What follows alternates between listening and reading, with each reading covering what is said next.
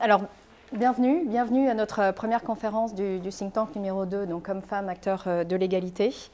Je remercie Delphine et toutes celles du think tank qui sont ici. Et je remercie aussi Christophe Falcoz qui a accepté de venir faire cette première conférence avec nous ce soir. Je suis Christophe Falcoz. Alors j'ai plein de casquettes. Ce soir, donc, je vais intervenir plutôt au nom de mon cabinet, RCF Management, cabinet de recherche, de conseil et de formation au management des hommes et des organisations. Je suis aussi professeur associé à l'IAE Lyon, où je dirige un master de gestion des ressources humaines et où j'ai aussi des doctorants, dont 2 doctorants d'ailleurs qui travaillent sur les questions d'égalité. Et puis voilà, je suis aussi président d'une association culturelle, enfin plein de choses. Je vous parle donc plutôt ce soir des questions qui m'intéressent et qui nous intéressent ici, qui sont les questions relatives au genre. Je vais juste vous dire comment j'y suis venu parce que c'est important que vous sachiez d'où je parle. Donc moi j'ai fait ma thèse sur la succession des cadres dirigeants dans les grands groupes. En fait, jeune doctorant, j'ai été confronté au fait que dans les viviers de cadres potentiels, il n'y avait pas de femmes dans les entreprises dans lesquelles je faisais des diagnostics. Donc j'ai ouvert la littérature en me disant mais c'est bizarre, pourquoi il n'y a pas de femmes? Bon voilà, et c'est comme ça que j'ai été sensibilisé au sujet. Et puis petit à petit, je suis allé sur les sujets de l'âge, je suis allé sur les questions de masculinité dont on va parler, sur les questions d'orientation sexuelle, sur les questions d'égalité femmes-hommes. J'accompagne du coup des entreprises dans la signature d'accords, égalité femmes-hommes. Je fais de la formation aussi sur ces sujets. Et puis plus globalement sur le management de la diversité. Voilà. Alors j'ai d'autres sujets sur lesquels j'interviens, le management, la gestion de carrière. Mais sur les thématiques égalité, diversité, voilà sur quoi j'interviens. Donc c'est l'intervention d'entreprise, c'est des publications et c'est des conférences ou des temps d'échange comme on a le plaisir d'avoir ce soir. En tout cas, merci pour l'invitation. Alors, petite chose, potentiellement ma présentation peut choquer. Je préfère prévenir. Alors, je ne suis pas là pour vous vendre mes idées. Ce ne sont pas mes idées. Je vais faire un travail académique, universitaire, qui est de vous restituer un certain nombre de résultats de travaux de recherche. Alors, j'ai peu de temps et on a un sujet qui pourrait nous prendre 60 heures sans aucun problème dans un cours d'amphi. Et encore, je pense que je n'aurais pas tout dit. Donc, il y a quand même dans ces contenus des choses qui peuvent vous surprendre, vous interloquer, vous choquer, vous déstabiliser. Alors, je pense que, première chose, n'évacuez pas cette sensation. Vivez-la. Écrivez-la. Je vais, parce qu'on a très peu de temps, je vais mettre en place, si ça vous va, la règle de faire la présentation que j'ai prévue. Delphine me coupera si je suis trop long. Et puis, on fera un échange après. Sinon, vous allez voir tellement de choses qui sont sujettes à débat que si je m'arrête à un tiers de la présentation, on n'en fera qu'un tiers. Voilà, par expérience, je sais que ça marche comme ça. Donc, je vais vous présenter ce qu'on a prévu ensemble. Et puis, je dirais tout simplement, on a du temps après pour vos questions, vos remarques, vos témoignages et aussi vos ressentis, parce que ça peut générer des ressentis de bonheur ou de surprise ou autre. Alors, par contre, vous n'embarquez pas les écrivains. N'hésitez pas à les rendre à la fin, ou à Natalia, ou à Alors, il faut que je me pousse un peu. Est-ce qu'on peut pousser un peu l'écran à droite, s'il vous plaît, parce que...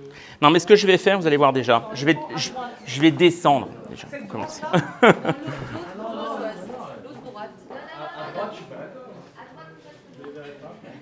Vous me dites. Non, c'est l'autre. C'est l'autre droite. Il faut savoir. Cette droite-là. Est-ce que c'est bien? Je vais bouger un peu, comme ça, vous... De temps en temps, je vais me déplacer un peu, parce que sinon, ça va être... Alors, lorsqu'on a préparé avec Delphine, on s'est dit que on va parler ce soir de stéréotypes et puis vous en parlerez aussi la prochaine fois sur les stéréotypes féminins. Donc je me suis dit du coup, est-ce qu'il ne faut pas qu'on s'acculture sur qu'est-ce que c'est qu'un stéréotype? Parce que c'est un mot qu'on emploie facilement dans le langage, mais qu'est-ce que c'est vraiment? Alors ça sera ma minute de psychologie sociale. Donc les mécanismes de perception que l'on a entre êtres humains dans la relation sociale, donc là c'est des mécanismes extrêmement généraux, passent tout d'abord par un premier phénomène qu'on appelle la catégorisation. En fait, lorsque nous rentrons en relation, voire que nous observons quelqu'un qui passe dans la rue, tout simplement, pour regarder, en tant qu'être social, une autre personne, la première chose par laquelle on procède de façon extrêmement inconsciente, c'est le mécanisme de catégorisation. Alors, le mécanisme de catégorisation, ça revient à ranger les personnes dans des catégories que nous avons prédéterminées dans notre esprit, qui viennent, on va le voir souvent, de l'éducation, par exemple, ou des groupes sociaux auxquels on aime appartenir quand on est jeune. Donc, premier phénomène, lorsque l'on est en train de regarder quelqu'un, de rentrer en relation avec quelqu'un, de se souvenir d'une interaction entre vous et une autre personne ou plusieurs personnes, il y a ce premier phénomène qui est la catégorisation. Donc là, qu'est-ce qui se passe ? On range les individus dans des catégories. Alors, beau, laid, grand, petit, femme, homme. Alors, c'est souvent des catégories binaires, puisque ces catégories, elles sont facilitantes, elles sont simplificatrices, elles permettent de rapidement comprendre à qui on a affaire. Donc, c'est un mécanisme extrêmement omniprésent, on fait ça tout le temps, sans s'en rendre compte, et bien évidemment, on mobilise des catégories que l'on a acquises au fil de la vie. Alors, c'est ces mécanismes de catégorisation qui sont au tout début des mécanismes de stéréotypes, puis de préjugés, puis de discrimination. Alors ce soir, je m'arrêterai aux stéréotypes, mais on pourrait continuer, qu'en général, quand je présente ça, j'explique que le préjugé, c'est une somme des stéréotypes, et puis qu'après, il y a possiblement des comportements discriminatoires, mais ça serait une autre conférence. Alors, bien évidemment, ce qui va nous intéresser ce soir, c'est une catégorie qui nous paraît éminemment naturelle, dont on pense qu'elle est complètement non historique, qu'elle a toujours été là, qu'elle est partout ailleurs la même. Et mon propos, ça va être, bah c'est pas ça, femme, homme. Donc c'est binaire, c'est simple, c'est pratique, ça vient tout seul, il n'y a pas besoin de penser. Poup. En général, quand on a mis en route un certain nombre de catégorisations, eh bien on peut aller, c'est souvent le cas, vers un certain nombre de stéréotypes. C'est-à-dire qu'on va additionner un certain nombre de catégories. Femme, blonde, petite, sexy. Donc, on va additionner ces catégories et ensuite, ces catégories, en s'ajoutant, vont fabriquer un stéréotype. Ce stéréotype, c'est une image qu'on se fait de l'autre, qui effectivement est très présente dans nos têtes, qui est souvent une sorte de cliché. C'est un moule prépensé, c'est quelque chose qu'on n'a absolument pas besoin d'interroger, ça vient tout seul, et qui nous permet de voir la réalité, mais à travers un filtre. Il faut un peu imaginer que le stéréotype, c'est une sorte de paire de lunettes qui introduit des biais, qui introduit tout simplement une certaine déformation de la réalité que l'on a. Alors, des stéréotypes sur les femmes et les hommes, vous allez en entendre beaucoup. J'en lance quelques-uns. Les hommes sont courageux, d'autres disent qu'ils sont lâches, ils sont protecteurs, ils sont fiers, ils sont autoritaires, ils sont forts, ils sont machos. Bon, et vous aurez l'occasion d'entendre parler des stéréotypes au féminin. On va en parler en fait toute la soirée. Je vous ai mis une liste de ceux qui sortent le plus souvent dans des enquêtes auprès de jeunes adultes. C'est ces stéréotypes-là qui sortent dans les shortlists, dans le trio de tête de ce que serait un homme.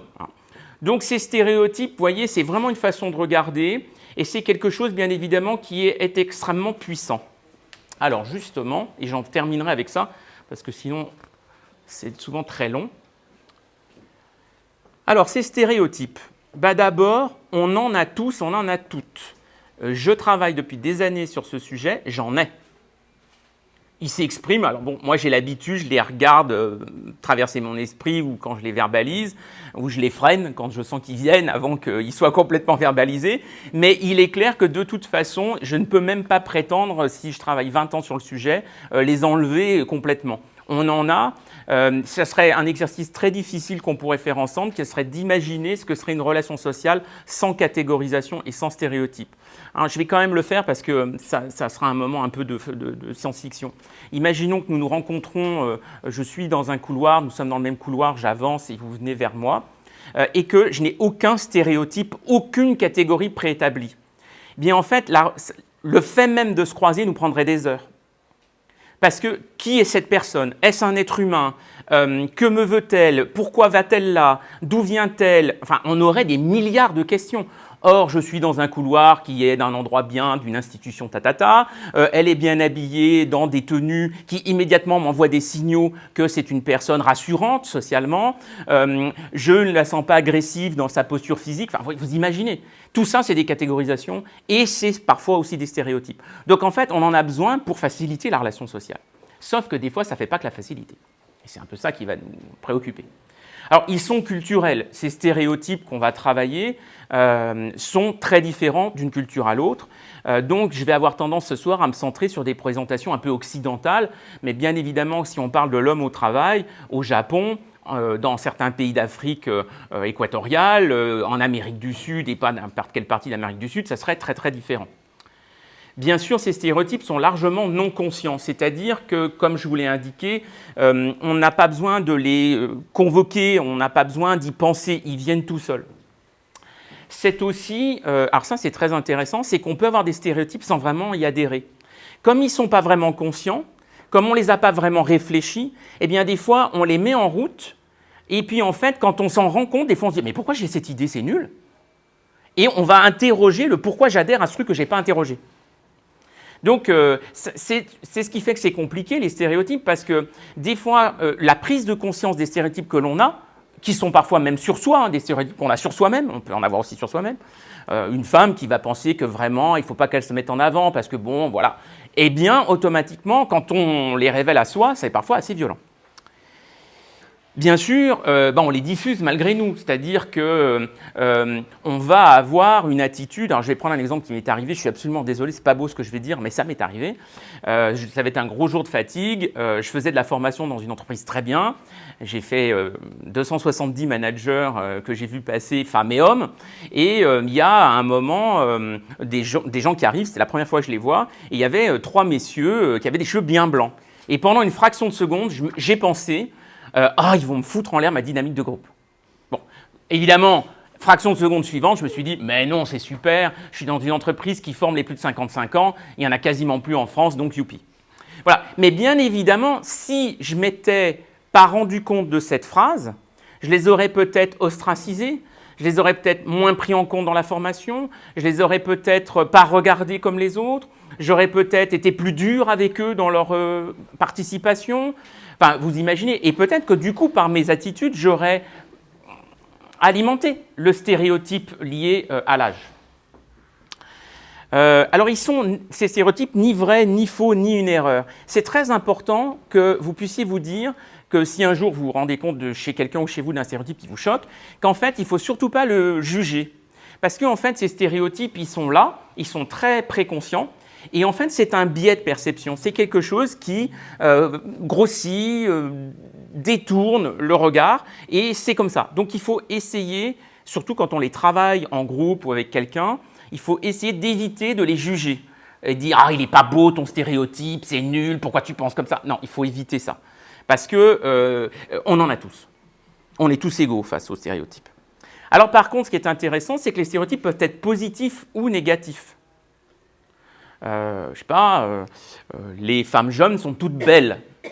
C'est un stéréotype, rattaché au jeunisme et à la féminité, mais il est positif.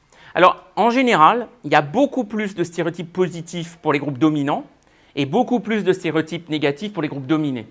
Donc, si on se mettait au jeu des stéréotypes femmes-hommes, on aurait des listes beaucoup plus importantes de stéréotypes négatifs pour les femmes et beaucoup plus de stéréotypes positifs pour les hommes. C'est normal, c'est le cas dans les relations entre personnes blanches et personnes de couleur dans nos sociétés, c'est le cas dans tous les rapports dominés-dominants qui existent dans notre société. Donc du coup, les stéréotypes, j'ai presque fini, c'est des prêts à penser. On pense tout seul et c'est pratique, ça vient et hop, ça y est, c'est là et ça y est, j'ai déjà pensé, j'en sais un peu plus sur la relation.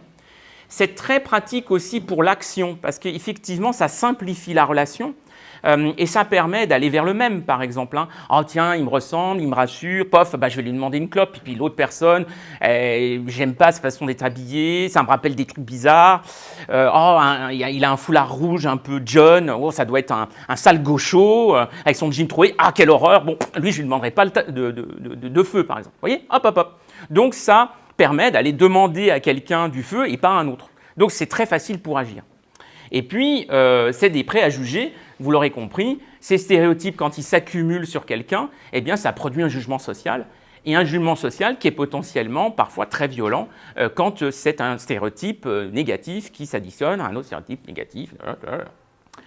Et surtout, tout ça, c'est des construits sociaux qui sont très différents d'une société à l'autre. Voilà. Donc, je voulais simplement, très rapidement, redire, parce que je pense que vous en aviez déjà une idée très précise, ce que sont ces stéréotypes, parce que bien évidemment, vous allez, et vous, je sais qu'à Supplément d'âme, vous voulez coltiner toute la journée, quoi. Dès qu'on attaque la question des rapports femmes-hommes au travail ou ailleurs, on en a de partout, dans ce qu'on se dit, dans ce qu'on ne se dit pas, et donc il faut essayer de les mettre au travail. Merci Delphine.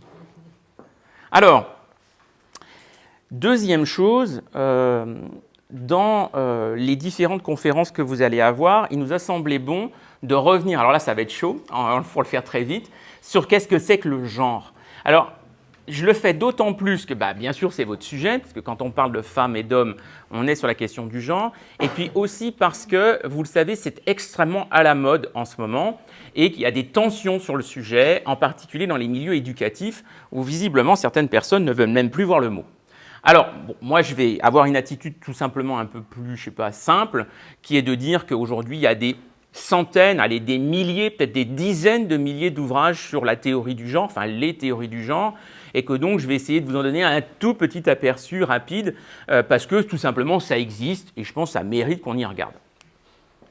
Alors, l'idée du genre, le mot genre, il est apparu en 1955, donc c'est assez récent, mais l'idée, la première idée qui est à l'intérieur du mot genre, elle est assez ancienne. Alors c'est Margaret Mead, le grand anthropologue, dans les années 30, Simone de Beauvoir dans les années 40, ou Anne Oakley jusque dans les années 70, qui ont toutes ces trois femmes, et il y en a beaucoup d'autres, qui ont commencé à se dire eh bien, il y a effectivement quelque chose qui serait le sexe et qui renvoie à la biologie, et il y a quelque chose qui renverrait à la façon d'être homme et femme en société, et ça, c'est pas le sexe, c'est autre chose. Et cette autre chose, on l'a appelé le genre. Donc le genre, dans la première version qu'on a pu lire dans ces années-là, c'est l'idée qu'il y a un sexe culturel. C'est-à-dire qu'il y a des comportements, il y a des façons d'être, des façons de penser, des attitudes, des rôles sociaux, bien sûr, qui dépendent d'une certaine façon dont la société définit ce qu'est un homme et une femme. Et Margaret Mead, grande anthropologue, qui voit plein de tribus, de clans toute sa vie, de chercheuse, elle constate que il y a des sociétés dans lesquelles il n'y a que les hommes qui font de la couture. Et il y a d'autres sociétés où aucun homme ne toucherait quoi que ce soit pour coudre. Elle se rend compte qu'en fait, il y a des rôles de maternage et de paternage qui sont très bizarrement, entre guillemets, répartis, en tout cas différemment de chez nous. Donc on se rend compte que tout ce qu'on croit chez nous naturel, normal, une femme fait ceci, une femme fait cela, donc une femme par exemple, je ne sais pas moi, est maternelle et un père est comme ça, en fait c'est très très variable si on regarde d'autres sociétés. Donc quelque part c'est qu'il y a un construit social, il y a une culture qui travaille le sexe et qui du coup fabrique du genre. Donc voilà, donc ça c'est un premier point important qui amène à plein de distinctions à l'époque. Il y en a qui ont dit il y a des rôles de genre par exemple dans la vie publique et puis on a des identités de genre dans la vie privée. On peut être un homme ou une femme très différent entre la sphère publique et la sphère privée. Des femmes peuvent être très masculines dans la sphère publique et puis être très féminines, avec plein de guillemets à tout ce que je dis, dans la sphère privée. Donc on peut jouer de ces choses-là, de ce qui fait homme et de ce qui fait femme, et les mettre en avant, plus ou moins, parfois sous la contrainte et parfois sous le choix. Alors, il y a eu une autre façon de lire cette question du genre. Ça, c'est la première mouture, j'ai envie de dire. Il y a eu une deuxième mouture, alors qui nous vient de travaux franchement néo-marxistes, énormément de féministes françaises très connues, mondialement connues, qui vivent aujourd'hui, relèvent plutôt de ce courant-là. Et elles disent, ce qui est intéressant, alors ce sont des marxistes, c'est le rapport de production. C'est de voir qu'en fait, dans la production de biens et services dans la société, eh bien, les femmes et les hommes ont définitivement pas les mêmes places. Ces femmes, elles appartiennent à une classe, elles le disent, c'est une classe sociale, les femmes, qui ont une place dans le rapport de production qui est dominée, en particulier pour deux raisons, sans que je puisse trop développer, c'est le patriarcat, et la transmission des biens à travers la filiation père-fils. Et puis, deuxième chose, c'est bien évidemment le fait que le travail domestique, qui est encore aujourd'hui très largement une affaire de femmes, est gratuit, non valorisé dans la statistique nationale, ainsi de suite, ainsi de suite. Et pour elle, c'est un marqueur très fort, très puissant d'explication de la position dominée des femmes dans la société. Alors, ça donne des choses passionnantes, hein. Il y a des économistes qui travaillent là-dessus, et comment on peut calculer ça, qui vient contester la première ligne. En gros, si on dit il y a le genre, c'est la culture, la société d'un côté, et puis de l'autre, il y aurait le sexe biologique, un truc bien clair, femme, homme, avec un bon coup d'aiguillage, on est sûr t'es une femme, on est sûr t'es un homme. Eh bien, ces théoriciennes, elles disent, on remet de la nature, on remet du biologique partout, et du coup, est-ce que c'est vraiment vrai ? Alors, la réponse est vite vue avec elle, avec ce genre de théoricienne, c'est non. Alors, il y a énormément de travaux aujourd'hui qui tendent effectivement à prouver que le sexe biologique est lui-même socialement construit. Alors, quelques exemples. Première chose, si on prend notre société occidentale, il y a un très très beau ouvrage d'un Américain qui s'appelle Thomas Laqueur, qui est assez récent, 1990. Il s'est intéressé à la représentation du sexe biologique à travers l'histoire en Europe. Et il montre qu'en fait, jusqu'au XVIIe siècle, le sexe biologique est pensé comme un continuum où à une extrémité, il y aurait une situation masculine qui s'appelle le télos, et puis une situation féminine à l'autre bout. Mais pour eux, le sexe biologique, hein, alors vraiment le corps, c'est pas deux choses très différentes, c'est simplement une chose qui est transformée, qui est amenée sur un continuum vers une autre forme.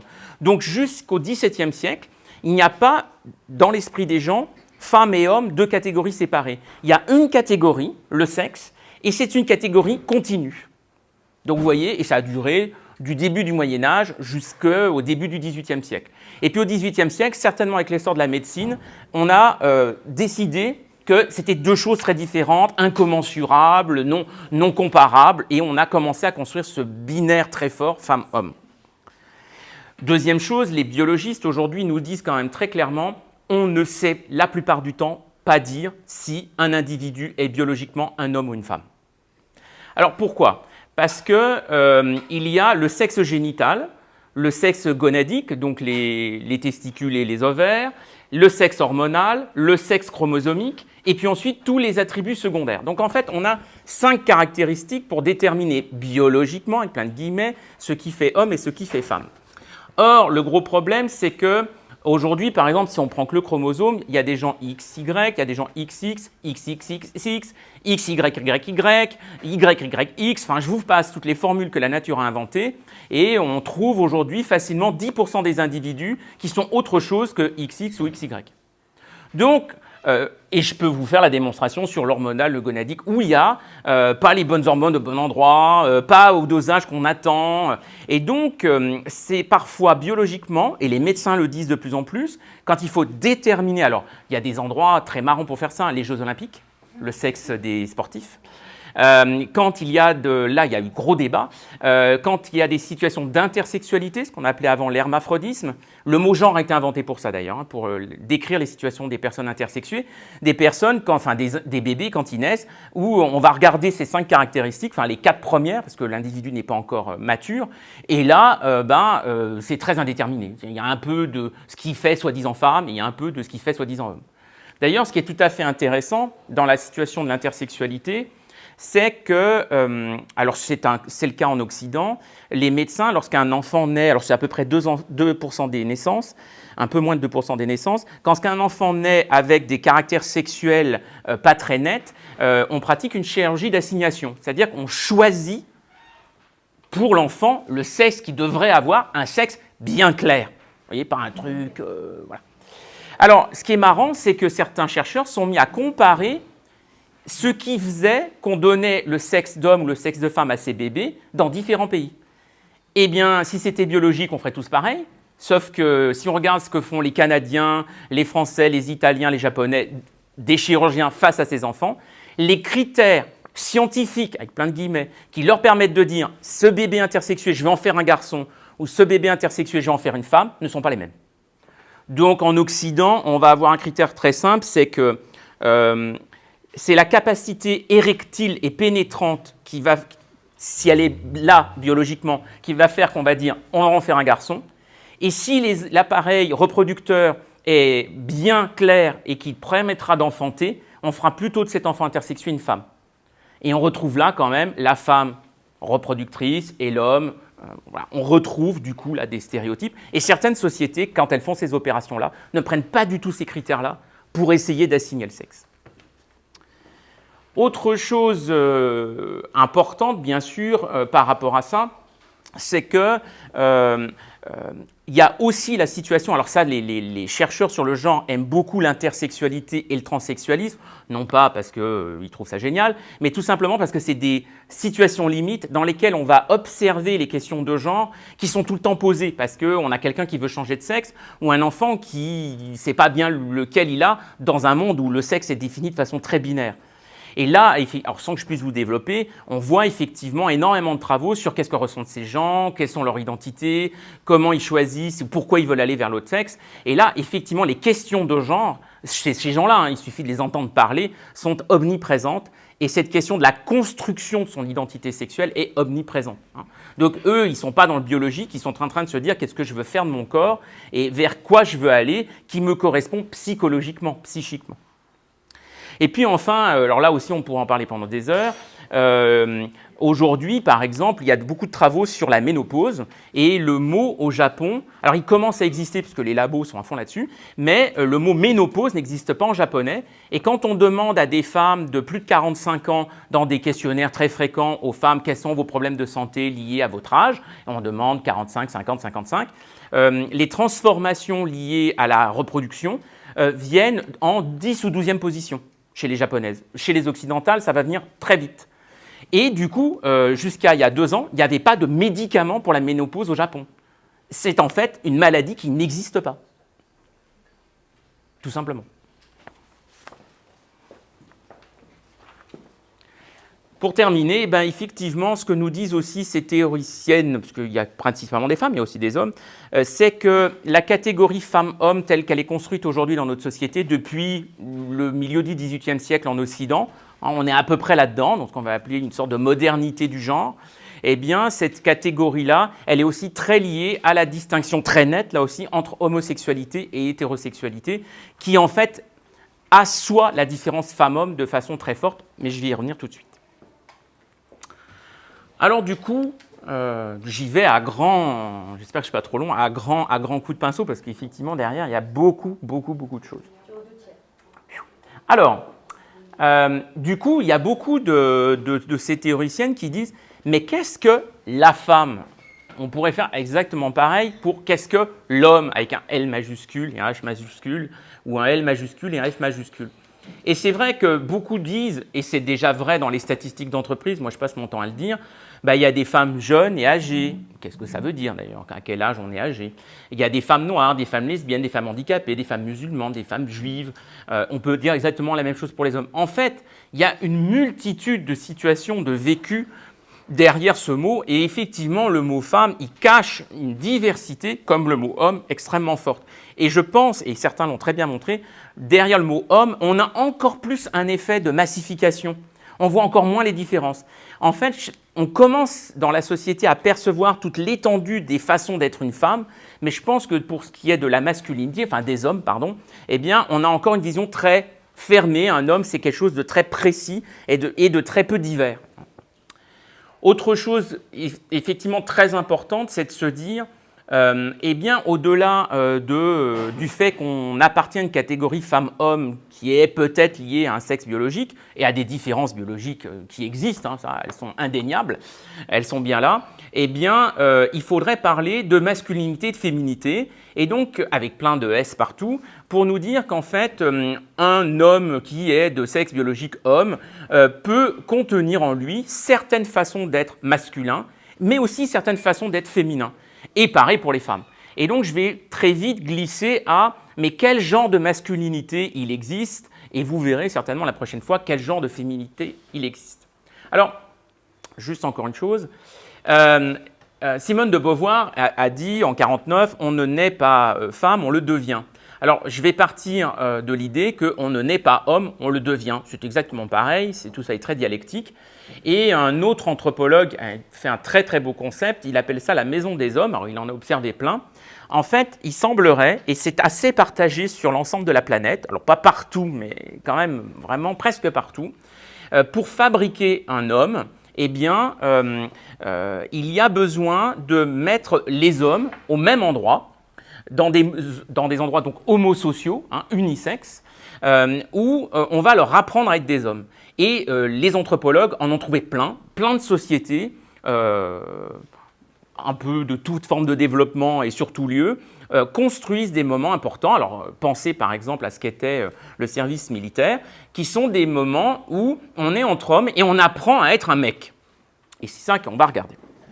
Alors, on en a quelques-uns dans notre société qui sont très documentés, très analysés. Il y a la cour d'école et ce qu'on appelle le chahut masculin. Alors là, il y aurait 2 heures pour raconter ça. Qu'est-ce que font les garçons, que ne font pas les filles dans une cour de récréation, qui amène certains aujourd'hui à dire la mixité à l'école, c'est peut-être pas une bonne idée. Voilà, je laisse ça au débat. Il y a le stade de foot, qui est quand même un endroit assez grandiose pour comprendre ce que c'est qu'une certaine forme de masculinité. Mais il y a de plus en plus de femmes. Et puis, il y a aussi tout ce qu'on appelle les logiques de bande, les bandes de potes qui ont été aussi très analysées, qui sont des lieux où les hommes vont apprendre à être ensemble pour apprendre à être des hommes.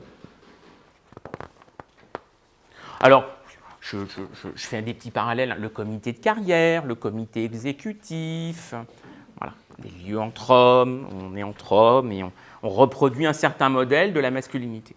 Alors, il y a beaucoup de travaux. Il y a beaucoup de travaux sur certaines formes de masculinité que certains chercheurs appellent, le terme est assez répandu aujourd'hui, la virilité, ou d'autres appellent ça la masculinité hégémonique.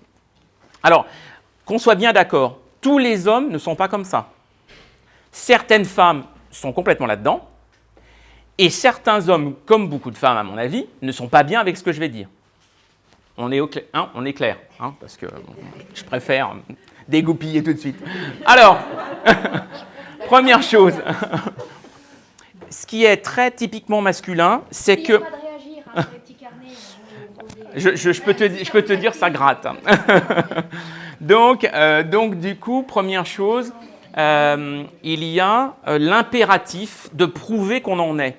Dans la masculinité, probablement beaucoup plus que dans la féminité, c'est d'ailleurs quelque chose qui, à mon avis, pèse sur beaucoup d'hommes, c'est ce besoin, cette nécessité de très régulièrement devoir prouver qu'on est un homme, et surtout aux yeux des autres hommes. Car la masculinité se construit énormément dans le regard entre les personnes du même sexe.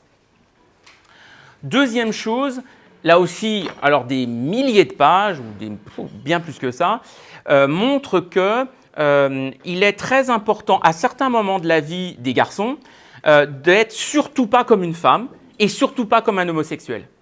Ces deux figures, ces deux stéréotypes, l'homosexuel, donc nécessairement efféminé, aimant le rose, c'est plus sous la mode maintenant, l'opéra, la musique classique, et la femme donc plutôt faible, discrète, blonde et jolie, c'est de ça dont on parle. Eh bien évidemment, ces deux figures, ces deux stéréotypes servent de repoussoir extrêmement important aux garçons en particulier pour dire « je ne suis pas ça, surtout pas ça ». Et en fait, la masculinité se définit en contre. Beaucoup de garçons dans les enquêtes ne sont pas capables de dire ce que c'est qu'un garçon, sauf à dire « je ne suis pas ça ». Ça, c'est très important. Autre chose importante, c'est que c'est traversé par les catégories socio-professionnelles. Alors là aussi, il y a plein d'enquêtes qui montrent que les garçons, les jeunes adultes, c'est très très visible à cet âge-là, qui ont des parents plutôt ouvriers ou des parents plutôt cadres, ne vont pas définir l'archétype du masculin de la même manière. Pour les personnes de catégorie socio-professionnelle basse, on va utiliser plutôt des éléments physiques, la force physique, le courage physique, la musculature. Et puis, quand on va demander à des enfants de famille de cadres, eh bien, ce qui va faire un homme un vrai, donc un archétype, c'est plutôt des caractéristiques psychologiques. Ça va être, on les reverra tout à l'heure, je n'ai même pas besoin de les lister. La solidarité clanique, Ça aussi, c'est très masculin. Alors, c'est ce qui explique, à mon avis, que c'est si difficile de construire la mixité. C'est que les hommes, pour se sentir hommes, ont besoin régulièrement de se retrouver entre hommes. Pour que les autres hommes leur disent « Regarde, je te regarde comme un homme, je te donne une tape virile. Ouais, on est bien ensemble, on est sûr qu'on est des hommes. » Et c'est très fort identitairement parce que ça rassure et parce que ça permet de tenir cette masculinité qui est quand même, on va le voir, très difficile à tenir dans notre société. Hein, parce qu'il faut réussir, enfin, j'y viens. Autre chose, c'est que, alors ça, là aussi, alors des travaux, il y en a eu à l'appel, les hommes ont un privilège, je mets plein de guillemets au mot, qui est celui de pouvoir donner la violence. Hein, on le sait, les métiers qui résistent le plus à la féminisation sont les métiers où la violence est légale, les CRS. Le droit de taper sur quelqu'un, on a beaucoup de mal à le donner à des femmes. Ça serait une sorte de privilège masculin. Bon, alors, je pense que les hommes peuvent en souffrir aussi, de donner de la violence aux autres. Mais aujourd'hui, dans les sociétés occidentales, l'autorisation légale de violenter d'autres gens, elle est exercée que par des hommes. Et bien évidemment, il faut être capable de l'encaisser. On verra, alors les travaux de Christophe Dejour en parlent à longueur de page. Des hommes, c'est des gens, peut-être pas comme les femmes, disent les stéréotypes, qui sont capables d'encaisser de la violence. Christophe Dejour, il est très clair, il dit faire le mal et donner le mal, et puis il fait ça, M-A, accent circonflexe, L-E. Autre chose, les milieux masculins sont des milieux, alors ça c'est Bourdieu par exemple qui en a très bien parlé, les milieux masculins sont des milieux hiérarchisés. Quand les hommes sont entre eux, ils ne sont pas égaux. Ne croyez surtout pas ça, mesdames. Les femmes, souvent, ont une représentation, à mon avis, erronée là-dessus. Les milieux masculins, quand les hommes se réunissent dans un club de sport, enfin quand ils sont entre eux, c'est des milieux très hiérarchisés. Il y a des mâles dominants qui, par leur âge, leur expérience, un certain nombre de critères qui sont valorisés dans le groupe, sont des hommes qui ont des droits sur les autres. Puis il y en a d'autres qui sont un peu secondaires, qui sont déjà bien contents d'avoir été invités. Donc, il y a une hiérarchie. Bourdieu l'a décrit très très bien. Il y a une hiérarchie qui fait que, bien évidemment, la notion de compétition va débarquer très vite derrière. Et puis, même, alors je suis dans l'archétype, hein, je pense que tout ça est en train de changer, heureusement, mais bon, j'y vais à grands traits. Autre chose aussi, c'est que dans la masculinité hégémonique, hein, dans cette masculinité particulière, il y a plein d'autres formes de masculinité qui ne ressemblent pas à ça, eh bien, on a un problème avec l'intime, c'est-à-dire que le sentiment est quand même quelque chose de compliqué. Et donc, il faut s'endurcir. Il y a de très beaux travaux sur qu'est-ce que c'est être bourru quand on est entre hommes. Hein, les hommes aiment être ensemble, mais ne peuvent pas se le dire. Parce que c'est peut-être une sorte de séduction, donc peut-être de l'homosexualité. Donc, du coup, ils vont se donner des signes d'affection, mais qui sont durs. Hein, et qui prouvent qu'on est solide. Voilà. Mais l'affection sera possible comme ça, donc par des biais très particuliers. Et bien évidemment, si on est dans l'intime refoulé, c'est le dépassement de soi, ainsi de suite. Alors je ne vous dis pas les effets sur la santé que les psychologues ont très très bien documentés. Les hommes, aujourd'hui, heureusement, consultent plus facilement les psychologues, mais quand ils consultent, ils sont généralement beaucoup plus malades que les femmes. C'est-à-dire qu'ils attendent beaucoup plus longtemps avant de consulter, parce que l'idée de se dire à soi qu'on n'est pas bien est beaucoup plus compliquée pour un homme en général que pour une femme. Alors allons dans l'entreprise et j'aurai fini. Bon, quand on a dit ça, en général, on a tout dit, parce qu'après tout en découle, c'est presque de la logique. Qu'est-ce que ça donne en entreprise? Là encore, la virilité, ou ce que d'autres appellent la masculinité hégémonique. Donc une masculinité très particulière, et je répète encore que certaines femmes peuvent tout à fait avoir exercé, plus ou moins consciemment. Alors, j'ai parlé de l'ouvrier et du cadre, donc je n'y reviens pas. Deuxièmement, je pense que, alors ça c'est très important, dans l'entreprise, on voit des comportements de préservation des espaces homosociaux, donc des espaces uniquement composés d'hommes, qui sont aujourd'hui, à mon avis, très crispés face à la montée des femmes. Depuis 1971, il y a autant de bachelières que de bacheliers. Elles réussissent beaucoup mieux à l'université qu'ils réussissent. Elles sont même surdiplômées. Elles sont en train de taper à toutes les portes. Et on voit, alors par exemple, dans la justice, c'est extrêmement flagrant. On est obligé de faire des quotas d'hommes maintenant dans le concours de l'École nationale de la magistrature, mais il n'y a toujours quasiment pas de femmes tout en haut. Et on a des comportements de résistance très importants, avec des effets de cliquet qui sont aujourd'hui bien documentés, sur le fait qu'entre 25% et un tiers de femmes quand on est autour de ces chiffres-là, les hommes vont se sentir en danger dans leur être entre soi. Et donc, effectivement, il y a des comportements de blocage qui sont assez forts. Autre chose essentielle qui, là aussi, est en train de beaucoup se déconstruire avec le chômage depuis une vingtaine d'années, il y a de très beaux travaux de Sophie Pochick, par exemple, là-dessus, qui montrent que lorsque les hommes sont au chômage, c'est plus compliqué. Parce qu'en fait, l'identité de l'homme en Occident, c'est un homme qui réussit au travail. Être un homme bien, c'est réussir au travail. Et donc, il investit très profondément la sphère professionnelle pour justement alimenter son identité de façon positive. Et donc, ce qui se passe, c'est que quand la sphère professionnelle s'effondre, généralement la sphère familiale, la sphère amicale, la sphère associative est vide. Alors que les femmes, elles ont une sphère domestique, une sphère amicale, souvent beaucoup plus présente dans leur identité et valorisable. Donc souvent, la perte d'emploi, c'est un effondrement identitaire chez les hommes, moins souvent chez les femmes. Donc bien évidemment, si le travail, c'est extrêmement important, eh bien le travail important, c'est un travail où on réussit. Et la réussite, elle passe essentiellement par la réussite financière, donc la capacité à montrer qu'on a de l'argent et qu'on réussit, et puis aussi par le statut.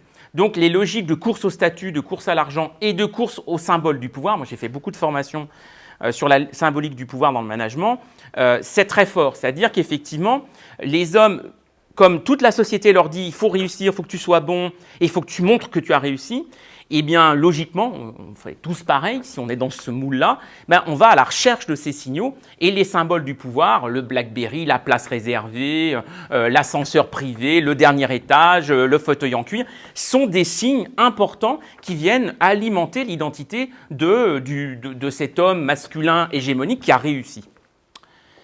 Autre chose aussi importante, c'est que, alors la reconnaissance par les pairs, vous imaginez à quel point les jeux d'évaluation sont essentiels pour les hommes, parce que bien évidemment, depuis tout petit, on leur a appris qu'être un homme, un vrai, ça se lit dans les yeux d'autres hommes plus âgés, plus aguerris, qui ont réussi, qui ont passé des épreuves. Donc, je vous laisse broder.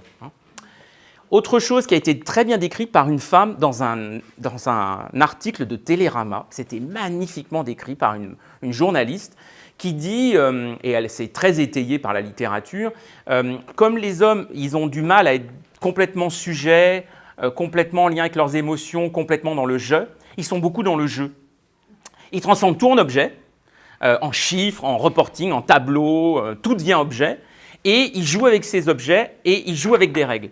Et ils n'aiment pas quand les femmes rentrent parce que des fois, elles ne jouent pas avec les règles, voire elles changent les règles. Et ça, c'est insupportable. Parce que ça ne peut pas se passer. On est en train de jouer, on a posé des règles ensemble. Bon, il y en a un qui trébuche, tant pis pour lui, il a raté. Il y en a un qui gagne, tant mieux. Il y a un tournoi, il y a une autre partie, on rejoue. Voilà, mais on ne va pas mettre une femme qui va venir nous discuter les règles. C'est que ce truc. Ensuite, il y a la question du contrôle de soi. On voit bien que pour tenir, il y a un grand psychologue qui parle ça très bien, il dit il faut tenir cette masculinité. Ça ne tient pas si on n'y met pas plein d'énergie. Cette masculinité-là, encore une fois, il faut être dans le contrôle de soi. Et bien évidemment, ce contrôle de soi, on va montrer quand on est capable, quand on est aussi capable de contrôler les autres. Regarde comme je me contrôle bien, regarde combien j'en contrôle. Il y a une espèce de jeu de miroir dans ce jeu de contrôle. Autre chose aussi, bien sûr, c'est que si on n'est pas dans le monde de l'émotion ou que c'est difficile d'y être, c'est pas valorisé socialement que d'aller vers le champ de l'émotion, pour cette masculinité en particulier, eh bien on va être dans le champ opposé, la rationalité, la logique, le chiffre.